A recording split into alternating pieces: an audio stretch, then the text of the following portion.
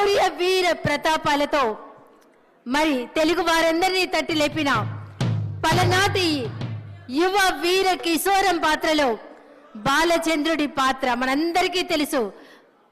అమాత్యునిగా అంతకు మించినటువంటి గొప్ప నటులు వారి పర్యాటక సాంస్కృతిక సినిమాటోగ్రఫీ మంత్రుల వర్యులు గౌరవనీయులు గారు బాలచంద్రుడు ఏకపాత్రాభినయంతో తదుపరి మన ముందుకు రాబోతున్నారు. ఒక్కసారి గట్టిగా కర్తాల పిల్లతో పాటు ఆహ్వానిద్దాం.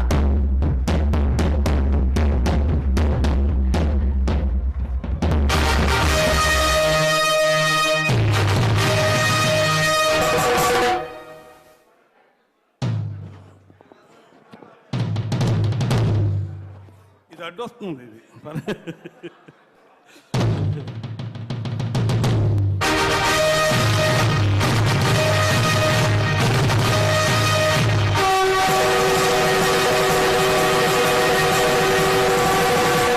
అదే రణభేరి. ఈ ఘోర కలికి, ఈ మారణ హోమానికి ఏనాడో ఎక్కడో నిరాశ్రయంగా సన్యసించబడి ప్రపంచ సౌఖ్యానికి ఆవల విసిరివేయబడిన దుప్పి భాగాల పాటి కారడివిలో ఆరవిల్లి నాగమ్మవనే నిన్ను నలగామరాజనే ఆ దురాత్ముడు నీ ఆతిథ్యానికి మేనుపరచి చేరదీసి అందజేసుకుని అమోచ్చమతో రందించకపోతే ఇంతటి చరిత్ర ఉండేది కాదే.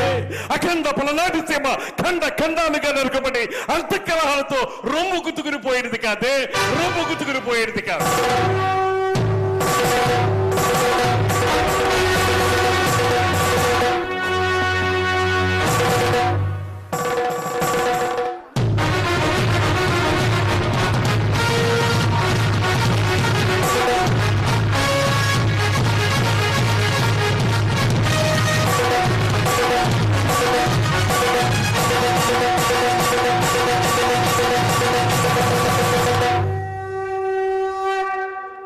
అలుపన్నది లేకుండా ఆశాంతం అద్భుతంగా పలికిన బాలచంద్రుడి ఏకపాత్రాభినయంలో అలా వచ్చి ఇలా మెప్పించినటువంటి